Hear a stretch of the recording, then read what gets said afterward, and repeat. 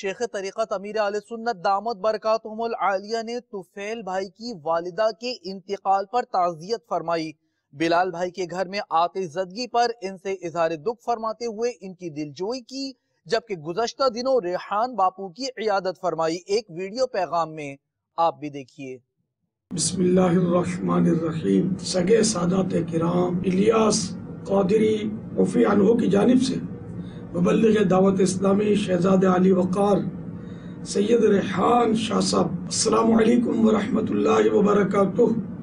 چھوٹے شہزادے یعنی آپ کے چھوٹے بھائی نے آپ کے حادثے میں زخمی ہونے کی خبر دی۔ اللہ تبارک و تعالی آپ کو شفا کاملہ عاجلہ نافعہ عطا فرمائے۔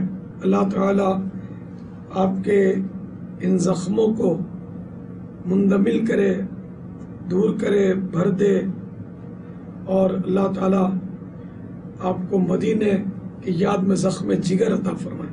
اللہ تعالی آپ کا سایہ ہمارے سروں پر دراز فرمائے، آپ سے خوب دین متین کی خدمت، دعوت اسلامی کا مدنی کام لے، آمین۔